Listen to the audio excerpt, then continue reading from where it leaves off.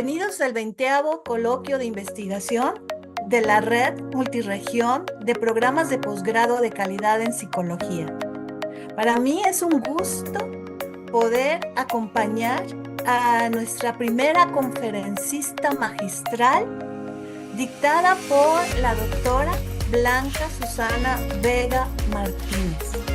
Es el inicio académico de nuestra red y quisiera proceder a leer una síntesis que tenemos sobre la doctora Blanca Susana, que realmente ha sido muy humilde al enviarnos una super síntesis, porque lo que voy a leer es muy reducido pero sustancioso, porque sin duda entendemos el gran trabajo que ella viene realizando desde hace algunos años.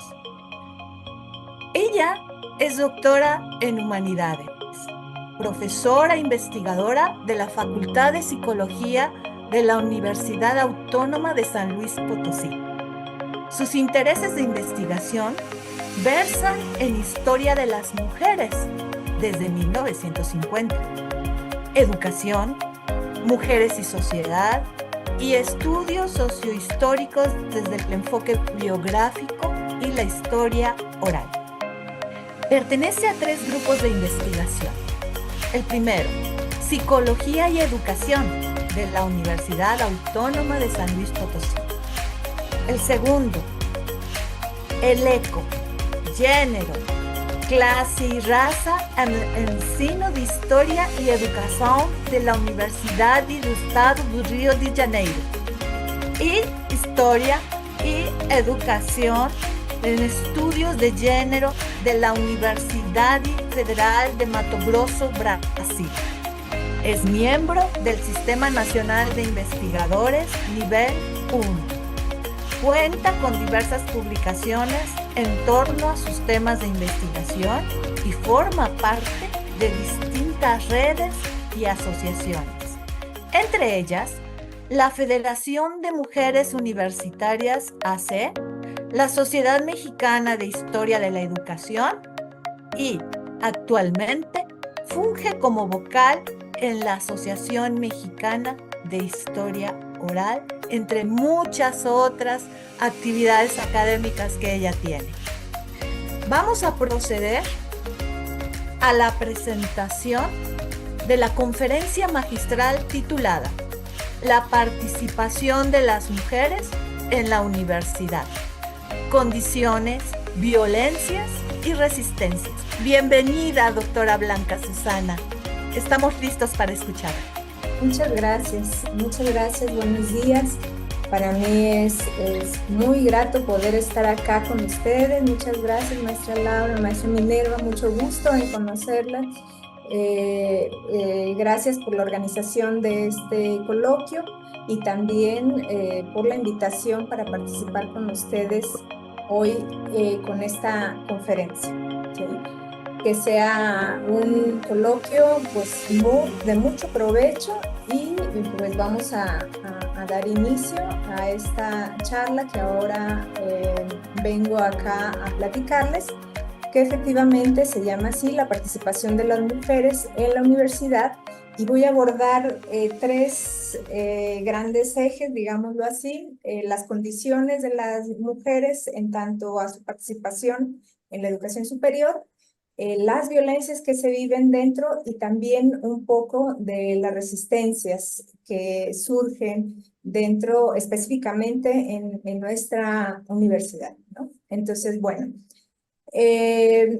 todo este trabajo está en el marco de una investigación que se ha realizado desde hace aproximadamente 4 años, ¿sí? Desde pandemia 2020 hacia acá, aquí en nuestra universidad, que está relacionada justo a las violencias, identificar las violencias de género, específicamente las violencias hacia las mujeres en los espacios universitarios. ¿Sí? Entonces, bueno, vamos dando un poquito de contexto, primeramente haciendo una mirada histórica muy breve sobre nuestra participación, la participación de las mujeres en la educación superior, Es importante rescatar que, bueno, por más de 2 siglos, pues las universidades han sido renuentes a la admisión de mujeres dentro de la educación superior. Si bien hemos visto que las mujeres participamos de manera mucho más, con mucha mayor apertura, mucho más acceso a las escuelas normales, ¿sí? Superiores, para convertirnos en profesoras, principalmente de educación básica. No ocurrió lo mismo, ¿sí? En las universidades, ¿sí? En su momento llamadas institutos científicos y literarios, en nuestro país, en donde hubo barreras, y estas barreras pues, fueron barreras históricas que impidieron nuestra participación no solo en la ciencia, principalmente en ella, pero no solo en este campo, sino también en las doctrinas filosóficas, ¿no? Entonces, bueno, es importante también hacer mención que estas barreras y también esta participación nos dejaron un pequeño margen de actuación para nosotras en la profesionalización de las mujeres. Entre ellas, bueno, decir que teníamos solamente 3 opciones para poder profesionalizarnos, entre ellas ser enfermeras, ser maestras de educación inicial, no de educación superior, sí, por supuesto, de educación inicial, y el secretariado. Todo esto tenía que ver con el hecho de que pues se nos consideraba que estas profesiones pues eran apropiadas o adecuadas para las mujeres porque tenían como finalidad pues el cuidado de otros o la formación de niños o bien como en el caso del secretariado pues de servicios, ¿no? Entonces con estas primeras miradas a nuestra participación, pues podemos dar cuenta, ¿sí? Que la feminización en la educación superior, principalmente en América Latina, pues ha sido muy, muy paulatina, ¿no? Aquí les puse algunos datos. Por ejemplo, en 1950 solamente representábamos el 24%, ¿sí? De la población en las universidades, ¿sí? Hacia 1960, pues fue aumentando un poco, el 36%, ¿sí? 1980 llegamos al 43% y en la década de los 90 llegamos ya al 49% en América Latina. ¿Qué sucede actualmente en nuestro país? Pues bueno, este es dato que ahora les coloco acá, en donde para el ciclo 22-23 ya hemos superado justo esa matrícula. Tenemos que, de acuerdo a la NUYES, el 53.72, ¿sí? De las personas que estamos en educación superior somos mujeres, ¿no? Contra un 46.28, ¿sí? Que son hombres. Es decir, ya hemos superado en número, ¿sí? Nuestra participación ya en la educación superior. Sí. Aquí solamente un recordatorio. Justo la feminización de esta matrícula en las universidades ocurre hacia los años de 1970 a 1990. Es decir, en estas 2 décadas es cuando nosotras, las mujeres, empezamos a entrar a las universidades de manera mucho más masiva. ¿Sí? Ya decíamos, con tiempos anteriores hablamos que tenemos mujeres y de hecho las podemos contar, sí, tenemos dentro de los estudios sociohistóricos tenemos ya el registro de muchas mujeres que participaron, que estuvieron, se profesionalizaron, sí, en diferentes partes de las universidades en nuestro país. Y que todavía para 1920, 1930, todavía las podemos localizar de una en una, porque éramos muy pocas las que accedían a la educación superior en carreras como medicina, ¿sí? Derecho, muy pocas, comercio, ¿sí? Ciencias químicas, tenemos ya algunos datos, pero para entonces, 1930, 1920, 1930, todavía podemos contarlas, ¿sí? Sin embargo, ya hacia estas 2 décadas, pues ya es muy complicado poder dar cuenta de todas las mujeres que ingresaron para profesionalizarse, porque hoy esa fue el inicio de la entrada masiva de las mujeres a las universidades. Y bueno, si bien ahora ya decíamos que ya hemos superado, ¿sí? Con los hombres esta feminización de la matrícula, pues todavía tenemos diferentes cosas que ahorita en un momentito más vamos a platicar, ¿sí? Pero que son realidades, ¿sí? Sobre las situaciones que enfrentamos las mujeres en los ámbitos de la educación superior, tanto estudiantes como académicas y también personal administrativo femenino, ¿no? Que es parte de lo que vamos ahorita a señalar. Bueno, ¿cuáles son esas condiciones que estamos diciendo? ¿Sí? Pues todavía tenemos grandes desigualdades en la educación superior. Primero, bueno, ya decimos que es una matrícula feminizada, sin embargo, esta matrícula todavía las mujeres seguimos eligiendo estudios bajo la influencia de barreras culturales, ¿sí? Por eso todavía tenemos pocas mujeres interesadas en el área STEAM, por ejemplo, ¿no? En las ingenierías, matemáticas, ciencias exactas, ¿no? El costo-beneficio, ¿sí? Del cómo elegimos una carrera, también sobre las influencias o las expectativas sociales, familiares o de compañeros y profesorado, ¿no? Lo que nos dicen, ¿sí? En la preparatoria, ¿no? ¿Qué vas a elegir para estudiar, ¿no? Y que todavía esto sigue siendo influenciado por muchas cuestiones sociales y culturales e incluso familiares, ¿no?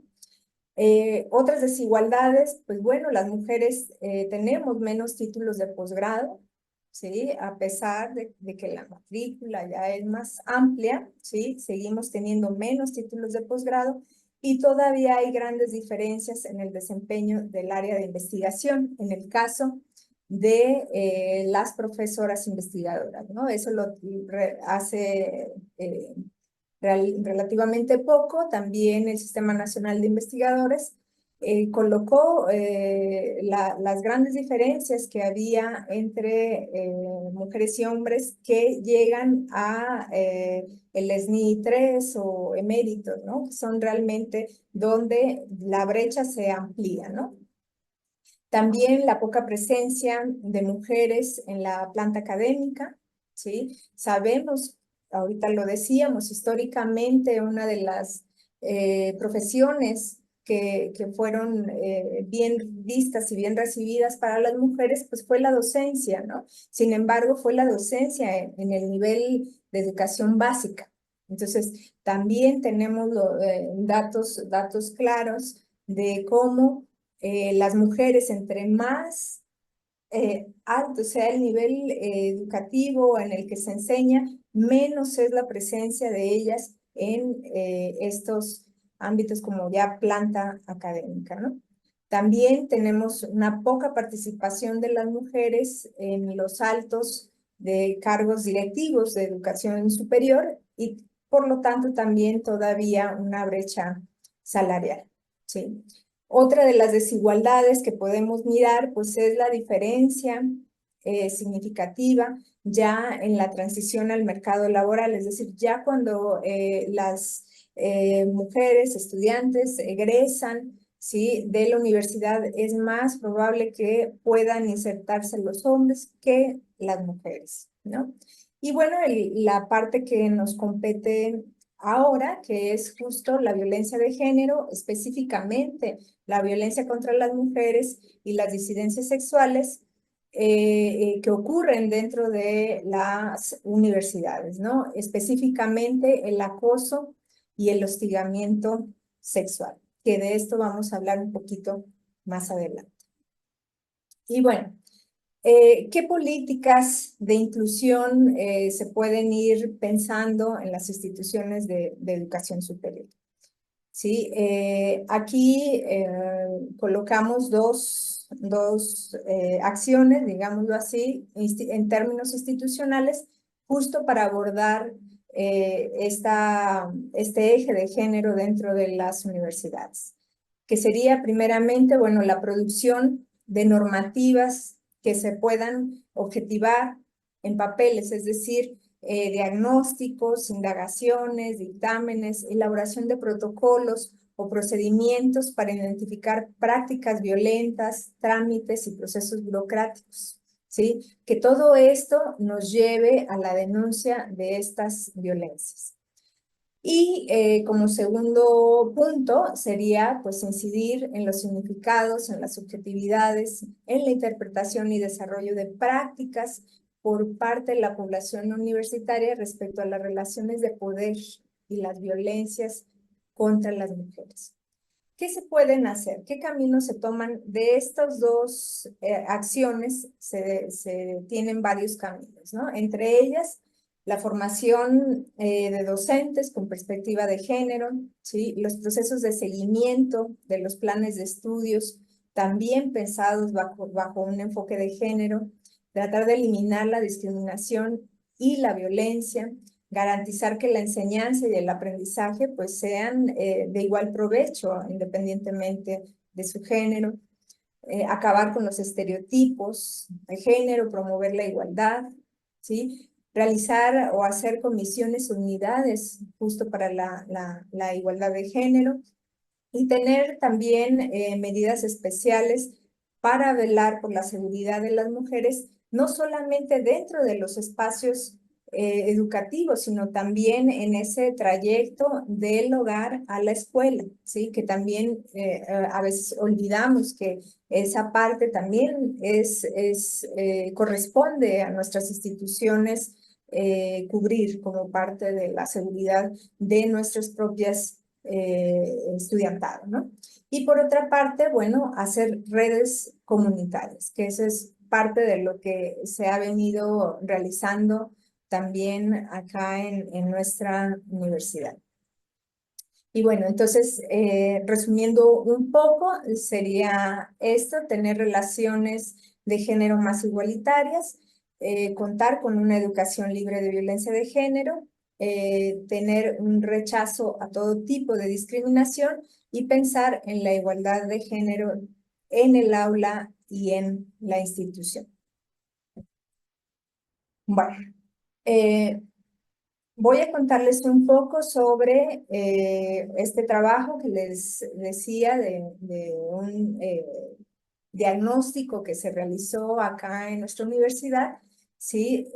Sobre la violencia contra las mujeres y que este estudio pues está enmarcado, por supuesto, en la Ley de Acceso de las Mujeres a una Vida Libre de Violencia, en el que pues se hace referencia en su artículo 10 a la violencia laboral y docente, pero también en los artículos 12 y 13 se habla sobre la violencia que ocurre en los entornos docentes y escolares respecto a la discriminación, hostigamiento y acoso sexual. Esto es importante que lo tengamos en cuenta porque sí es una normativa federal, no estamos hablando que es algo que se le ocurre a las propias instituciones, sino más bien es algo que se está demandando desde fuera, ¿no?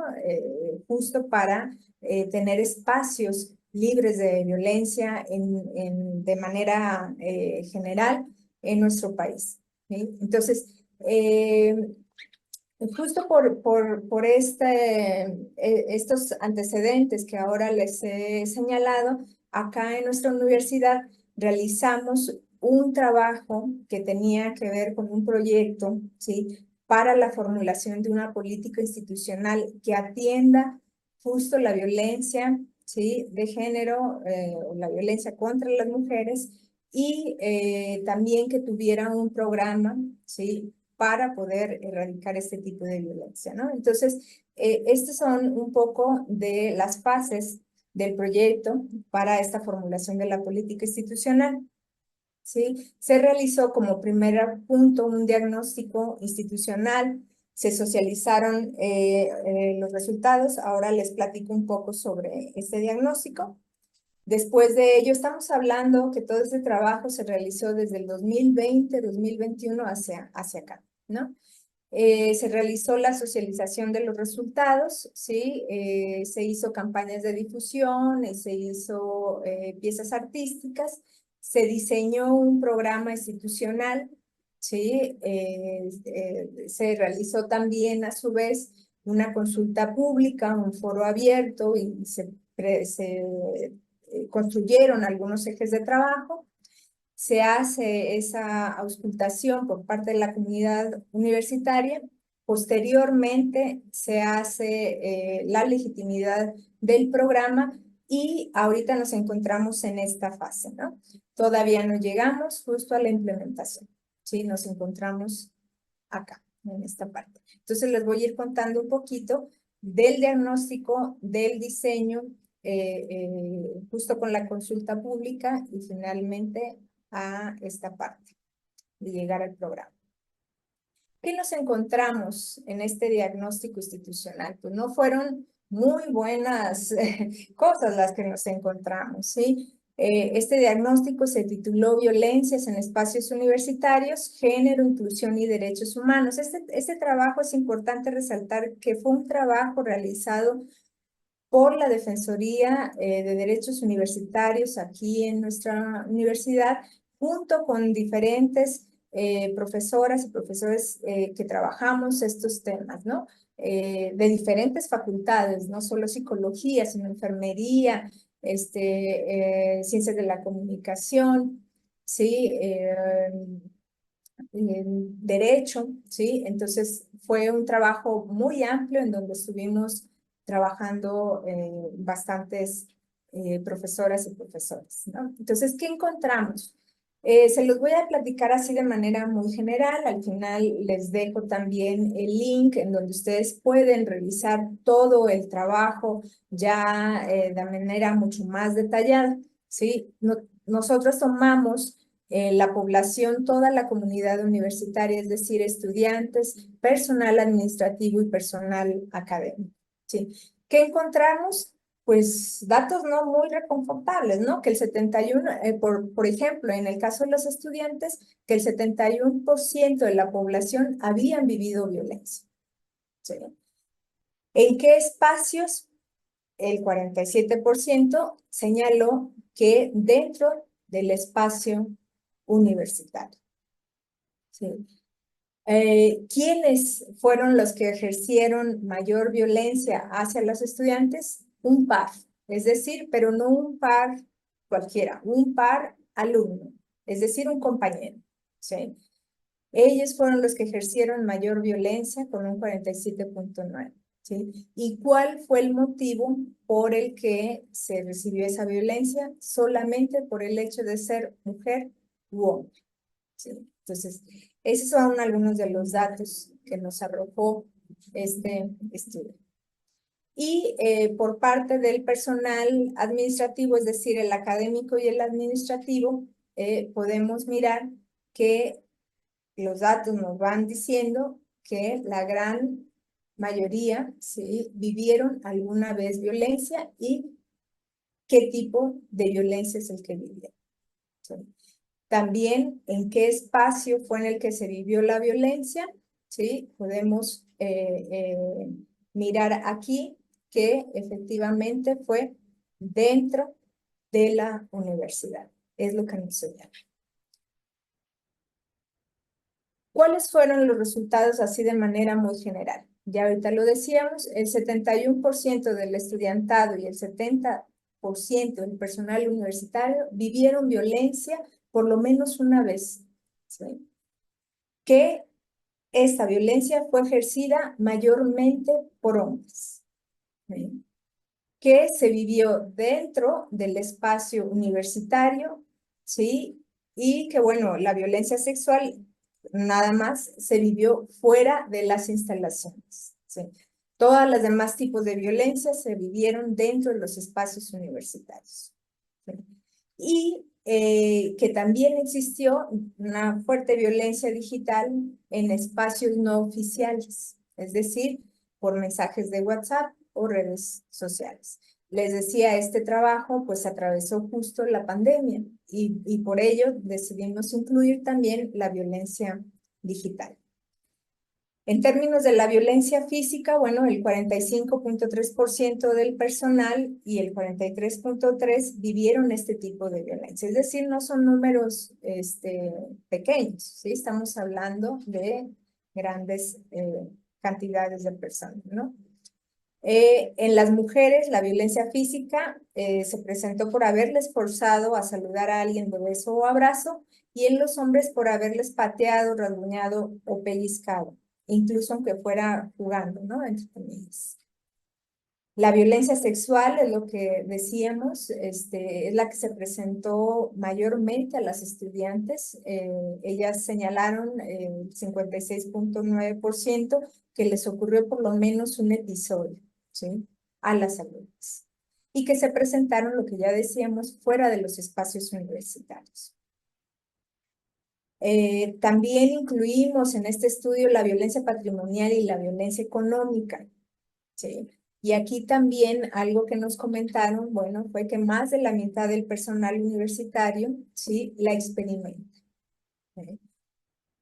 Y quienes la ejercen, pues mayormente son los superiores, es decir, directores o personal con algún cargo de ambos sexos, ¿sí? ¿Y qué mayor violencia fue la que se presentó en términos de patrimonial y económica? Pues haberles dejado sin autoría o quitado créditos por trabajos, proyectos académicos o investigaciones. En cuanto a la violencia psicológica, esto fue importante porque también miramos que fue el personal administrativo y académico el que más sufre violencia psicológica. Y bueno, la violencia política y digital que ya ahora decíamos, la violencia política, bueno, el 60% del personal universitario, ¿sí? Y el 48.7% de las y los estudiantes vivieron violencia política. Y lo que ya decíamos de la violencia digital. Esto es de manera como muy general de los resultados de este diagnóstico. Aquí yo les dejo el texto, ¿sí? El link para descargarlo, ¿sí? Ya se los se los haré llegar también para que lo puedan difundir, ¿sí? Entonces, después de esto, ¿qué ocurre? Decíamos, se hace el diagnóstico y posteriormente esa fue una primera etapa para ir pensando en esta formulación del programa institucional, ¿sí? Y se realizan diferentes actividades, entre ellos una consulta comunitaria. La primera ocasión que se realiza una consulta en nuestra universidad, ¿sí? Es decir, se realiza a toda la comunidad universitaria donde queremos escuchar sus opiniones, ¿sí? Sobre el tema de violencia, ¿no? Y se instalan las casillas de consulta en todos los campus y donde se podía votar de manera física o de manera digital, ¿sí? Y se realiza también algunos foros abiertos para tener mucho más elementos para pensar en esta formulación del proceso, del programa institucional, ¿sí? ¿Qué encontramos en la consulta universitaria? Esta la realizamos el 15 de junio, ¿sí? Del 2023 y se realizó a 1,400 personas, ¿sí? De aquí de la universidad. ¿Qué encontramos? Se les preguntaron tres cosas. Primero, cuáles eran las principales causas de la violencia en la universidad. El 24% señaló que era el abuso de poder, ¿sí? En segundo lugar, el temor a las represalias y el tercer lugar, la protección entre autoridades. La siguiente pregunta fue, ¿cuáles son los principales efectos de la violencia? Y la comunidad universitaria nos señaló que era la injusticia social y académica. Sí, en segundo término, pues que afectaba el rendimiento escolar, laboral o académico y que también reproducía desigualdades. Y como tercera pregunta se les hizo saber cuáles eran las principales acciones para tener un ambiente incluyente y libre de violencia. Entonces la comunidad universitaria nos señaló esto, ¿no?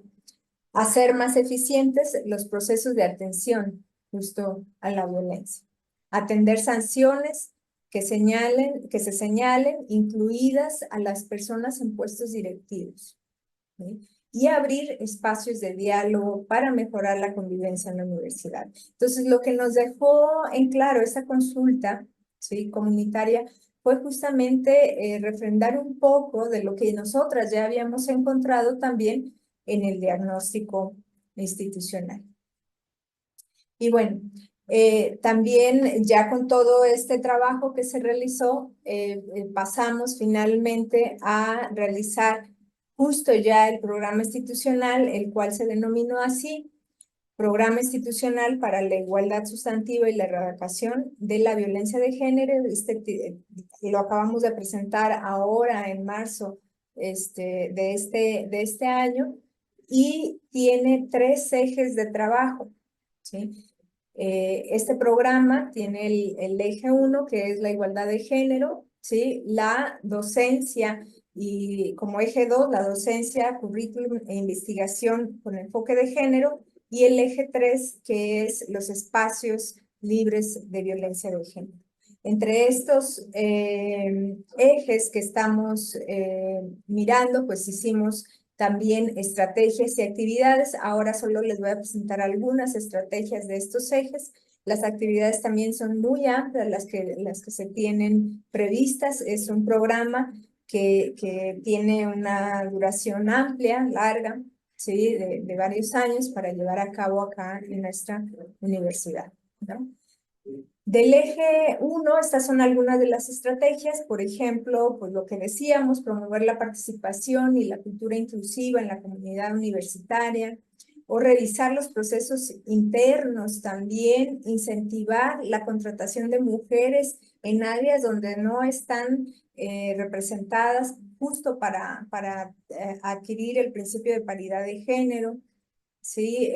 Fomentar la participación de las mujeres a puestos directivos o de representación en la universidad y fomentar el liderazgo con perspectiva de género. Bueno, yo les voy platicando algunas, son muy amplias, ¿sí? Aquí podemos ver. En el eje 2, pues, ¿qué buscamos en términos de docencia y currículum? Pues fortalecer los programas académicos de la universidad, teniendo como ejes transversales el género y derechos humanos, ¿sí? También fortalecer la práctica docente, fortalecer los cuerpos académicos incorporando la perspectiva de género, impulsar la generación de un programa académico en estudios de género y feminismo. Este ya está casi por terminado, ¿sí? Ya algunas de las investigadoras de la propia Defensoría de Derechos Universitarios, específicamente la doctora Carolina Olvera, ha estado trabajando muy fuertemente en un programa académico justo sobre estudios de género y feminismo, ¿no? Bueno, fortalecer acciones de divulgación científica, ¿sí? Y en el eje 3, pues, que tiene que ver ya con la prevención de la violencia, ¿sí? Pues, hacer acciones encaminadas hacia ese rubro, actualizar el sistema de indicadores de género y de violencia en la universidad, ¿sí? Fortalecer el sistema de justicia universitario, que ya lo tenemos previsto, ¿sí? Y implementar procesos de justicia restaurativa. Entonces, es parte del trabajo que se ha venido realizando. Y bueno, en torno a las resistencias y el trabajo colaborativo, pues es importante señalar que aquí, pues no solamente la universidad ha estado alineada pues a este trabajo que se viene desarrollando también desde una estructura pues más institucional y federal, ¿sí? Que están realmente apoyados por estos intereses que están permeadas también las instituciones de educación superior, sino también todo este trabajo no es menor, pues, decir que se realizó gracias a los movimientos civiles y estudiantiles y de mujeres feministas en nuestra universidad, ¿no? Entonces, aquí les coloco justo algunas imágenes de las estudiantes que han realizado. Tenemos aquí el Frente Estudiantil de Mujeres Universitarias, ¿sí? Feministas universitarias, mujeres universitarias del Frente Estudiantil, las feministas universitarias Zona Oriente, que actualmente tenemos aquí en mi universidad junto con otras facultades, y son las movilizaciones que se han realizado justo para poder acabar con la violencia dentro de nuestras universidades. Sí, son muy recientes todas estas movilizaciones que han hecho las estudiantes en nuestra universidad. Estoy hablando de 2018 quizá hacia acá, ¿sí? Y bueno, con esto cierro, ¿sí? Pongo aquí, bueno, algunas de las referencias de las que hemos estado trabajando y pues solamente no olvidar, ¿sí? Seguimos en la lucha y en la memoria de que nos faltan 43 estudiantes, seguimos luchando con que vivas nos llevaron y vivas nos queremos. Muchas gracias. Muchísimas gracias, doctora Blanca Susana. Eh, esta exposición que nos ha presentado, sin duda, el trabajo representa un gran avance para el desarrollo humano de quienes forman parte de la universidad. Iniciativa que en otras universidades también se está viendo involucrada. Muchísimas gracias por compartirnos esto y felicidades por este trabajo tan relevante, no solo para la universidad, sino para toda la sociedad que está involucrada. Muchas gracias. Sí. Vamos a continuar y tenemos unos minutos para poder pasar a una ronda de preguntas. Si nuestro público quisiera participar comentando, felicitando o bien compartiendo cualquier situación al respecto, estamos abiertos, por favor. Si levantan la mano y, y empezamos, si es tan amable, el doctor Agustín Daniel tiene un comentario para nosotros. Doctora Blanca, buenas tardes, felicidades por su exposición. Observé detenidamente los datos que presentó y me generaron algunos cuestionamientos. Me parece que toda esta situación y otras muchas que vivimos están mantenidas por los sistemas mismos. Y hay eventos, situaciones poco visibles que identificadas podían ir estableciendo nuevos tipos de comportamiento y a lo largo de un proceso mediano o de largo plazo pueden cambiar nuestras prácticas de vida. Le pongo un ejemplo reciente. Con las nuevos criterios del CONACYT que todos vivimos, varios de los estudiantes tuvieron que dejar los programas de posgrado, principalmente aquellos estudiantes, hombres o mujeres, que tenían que trabajar, ¿no? Pero también las jóvenes que tenían hijos pequeños.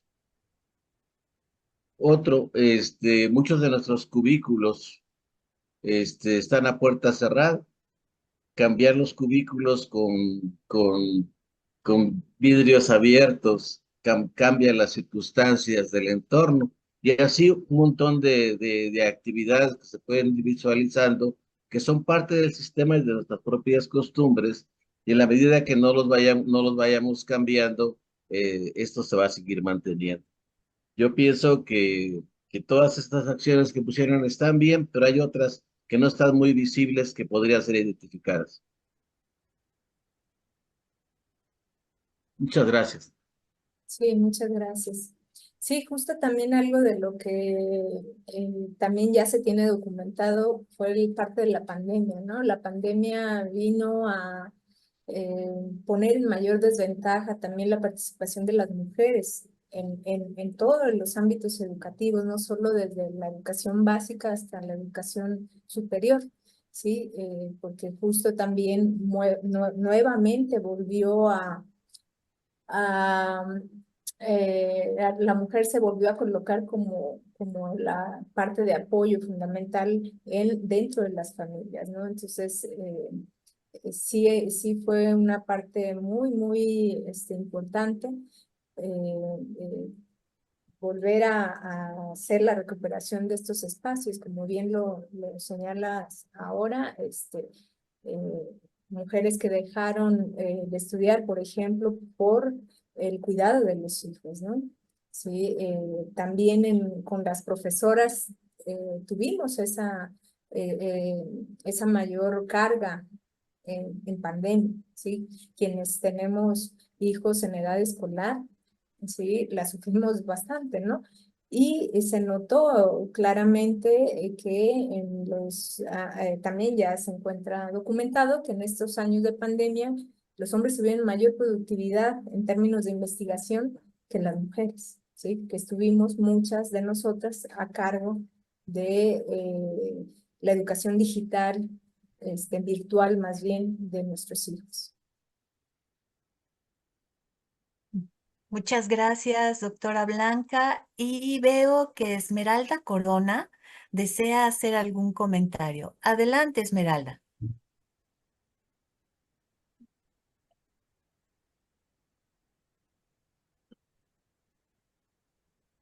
¿Qué tal? Muy buenos días. Muchas felicitaciones, doctora, por la presentación que hizo. Pues nos hace, al menos a quienes estamos en espacios universitarios, actualizarnos en relación, ¿no? Visibilizar aquellas situaciones que se están viviendo dentro de estos espacios. Y bueno, pues mi pregunta va en relación a cuando se habla de violencia, acoso o abuso hacia las mujeres, se piensa inmediatamente que la ejerce el sexo masculino, pero también es posible que las mismas mujeres presenten pues conductas violentas y también machistas. En ese sentido, ¿usted qué opina sobre las mujeres que ocupan un puesto directivo, pero ejercen violencia contra las mujeres o contra otras mujeres?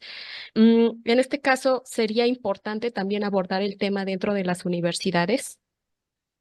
Sí, sí, justo una parte importante de lo que salió en este diagnóstico fue que no solamente fueron, y aquí se los vuelvo a colocar, no solamente fueron los hombres, ¿no? También acá, miren, quienes más ejercieron violencia hacia el personal universitario fueron las y los directores o personal superior de ambos sexos. Eso es lo que a nosotros en este diagnóstico tuvimos como resultado, ¿sí? No solamente fueron los hombres, pero sí mayormente ellos, ¿no? En términos de violencia patrimonial y económica no aparecen ellos, ellas y ellos. A quienes tenían un cargo superior, aquí tiene que ver con el ejercicio de poder. ¿Sí? El ejercicio de poder que se tiene ya en este tipo de puestos. Sin embargo, en otro tipo de violencias, como fue la sexual, ¿sí? Sí es mayormente los hombres, ¿sí? O la violencia física, ¿sí? Quienes la ejercen mayormente fueron administrativos hombres y profesores hombres, ¿sí? a lo mismo que sucedió también aquí, ¿sí? Con las estudiantes. Quienes mayores lo ejercen son los hombres, ¿sí?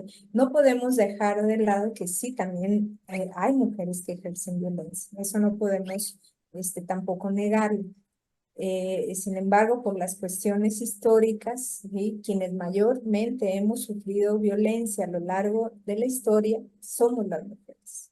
Por eso es que las acciones se encaminan mayormente a pensar, a tener, ¿sí? Estrategias para erradicar la violencia hacia las mujeres en cualquier tipo de espacio. ¿Por qué? Porque históricamente así lo hemos vivido, ¿sí? Los espacios de acción han sido reducidos, fueron reducidos, ¿sí? Apenas tenemos muy poca participación en todos los ámbitos educativos, ¿sí? Sociales. Lo que estamos viviendo actualmente, que tengamos una mujer presidenta, es histórico, ¿sí? Y que eso no quiere decir que pueda mirar hacia acciones para las mujeres. Otra vez, volvemos a lo mismo, ¿sí? Pero ya el hecho de que haya llegado una mujer a estos altos niveles, pues es de reconocerse. Ok, de acuerdo. Muchas gracias, doctora.